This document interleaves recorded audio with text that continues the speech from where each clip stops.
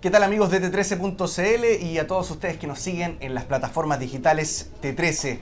Vamos a hablar en esta jornada sobre las dietas. En particular, no sé si ustedes conocen alguna persona que constantemente se pone a dieta, logra bajar de peso, pero luego con el tiempo vuelve a ganar los kilos e incluso sube más de peso. Entonces de nuevo se pone a dieta. Es muy probable que estés frente a un dietante crónico. ¿Qué es eso? Vamos a conversar junto a Jaime Silva, psicólogo de Clínica Alemana, sobre este tema. Bienvenido acá a T13.cl. Muchas gracias. Primera pregunta, ¿qué es entonces un dietante crónico, Jaime? Sí, mira, bueno, esto es una pregunta muy atingente para nuestros tiempos, en verdad. Esto es un problema muy frecuente, ¿ya? Y se trata de personas que tienen un gran temor a ganar peso, pero paradójicamente bajo ciertas condiciones se sobrealimentan. Y como tú muy bien explicabas, esa sobrealimentación genera en el mediano o largo plazo un aumento de peso. Entonces, la paradoja de la dieta finalmente es que una persona que está muy preocupada por su peso, que hace grandes esfuerzos por mantener un peso bajo, termina siendo una persona que gana peso. Ya, entonces claro, una persona que está tan preocupada de mantener esa imagen un poco más delgada y de mantener su peso, termina frente a ciertos periodos. ¿Y qué periodos hacen que ellos se sobrealimenten? Sí, esa es la pregunta fundamental, porque uno pudiera pensar que esto tiene que ver con una mala estrategia, pero en realidad, en el fondo lo que tú ves es que la sobrealimentación siempre está precedida por cambios afectivos. ¿Ya? Y entonces, este patrón de sobreingesta, en verdad es una respuesta frente al estrés. ¿Ya? Entonces, puesto de esa manera, en el fondo la dieta crónica tiene que ver con el control de la alimentación, pero debajo de esto hay un tema de la afectividad. Ya. Y cuando nos referimos a afectividad, nos referimos a algo muy amplio, ¿verdad? ¿O es en específico a problemas, no sé, familiares, de pareja, o a todo lo que tiene que ver con estrés y con situaciones que te hagan sentir ansiedad y por lo tanto tú la tratas de calmar con la comida? Sí, es una buena pregunta. Esto en general tiene que ver con las emociones negativas. ¿Ya? Pero en particular, dentro de las emociones negativas, las emociones que más se relacionan con la sobreingesta son aquellas que tienen que ver con la ansiedad. ¿Ya?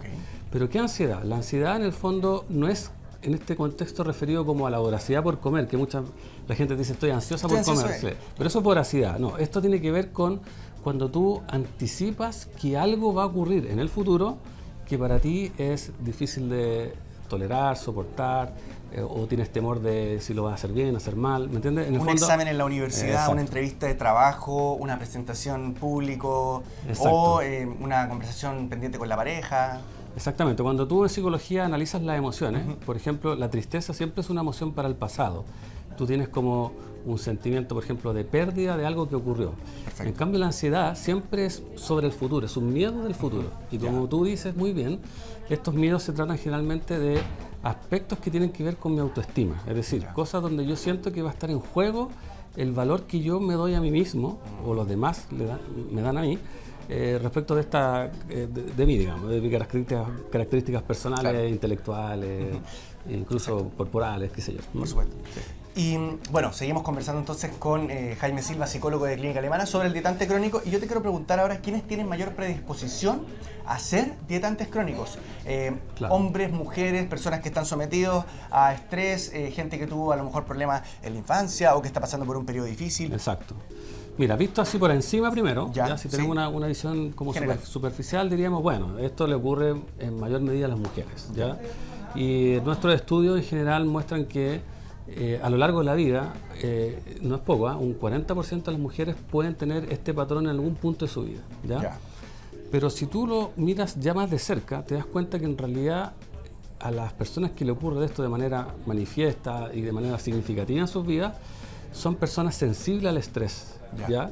Y esta sensibilidad al estrés en realidad por condiciones biológicas también es más frecuente en mujeres, pero también está en hombres. ¿Ya?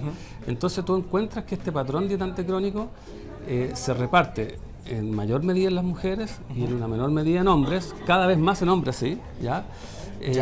Pero siempre muy conectado a esta sensibilidad al estrés. Eso yo diría que es como el factor más relevante. Tú me dices entonces que un 40% de las mujeres en sus vidas pueden llegar a ser dietantes crónicas. O sea, 2 de cada 5 mujeres van a ser en algún momento. Sí, sobre todo en la adolescencia yo diría que esto es cuando es más frecuente. Pero si tú ves esto de la trayectoria de la vida de una persona, usualmente las personas que se sobrealimentan por estrés ya lo hacen cuando son niños. Ah, perfecto. Sí. ¿Y por qué cada vez más los hombres se están enfrentando a este problema? Yo te diría que esto aparece cuando en el hombre y en las sociedades donde el hombre tiene una preocupación más por su apariencia física. ¿Ya? Tú ves que estos fenómenos de la conducta alimentaria se hacen más frecuentes. El patrón de irritante crónico, pero también, por ejemplo, el trastorno por atracón, la bulimia nerviosa, qué sé yo. ¿Y por qué estas personas entonces recuperan peso con tanta facilidad? O sea, pierden peso, les cuesta, y después lo ganan con mucha facilidad, como una especie de efecto rebote. Exacto, porque en el fondo, mira, cuando las personas se restringen, evidentemente lo que hacen es que disminuyen la ingesta, sobre todo de carbohidratos y grasa, ¿ya? Que son los alimentos que en el fondo recompensan más al cerebro, uno se siente más cómodo comiendo. Tienen un efecto muy alto en el sistema de recompensa en el cerebro. Pero bueno, cuando estas personas en el fondo se alimentan o se sobrealimentan, lo hacen de manera exacerbada. De hecho, cuando tú analizas, por ejemplo, personas que tienen este problema acentuado, te pongo un ejemplo concreto, una paciente me decía, mira, yo después de este tema que tuve con mi pololo, claro, me fui a mi casa, me encerré y me comí dos casatas de helado. Como en las películas, que la tristeza se asocia a comer helado, luego la pena al alcohol. Entonces tú lo piensas, son 2 litros de helado, en verdad es harto. ¿Ya? Entonces estos episodios sobre ingesta en realidad no es que yo me salga de la dieta, sino que el volumen de comida que come la persona en ese momento suele ser harto. Claro. Y eso finalmente hace que ganen peso. Y eso se aumenta de frecuencia, se transforma en un trastorno que se llama trastorno por atracón. Entonces por eso se dice que este patrón de irritante crónico antecede o es la antesala de los trastornos de la conducta alimentaria. Perfecto. ¿Y qué problemas de salud puede generarle a una persona esta, ya sea subida y baja de peso constante y el hecho de comer tanto o comer tan poco de vez en cuando?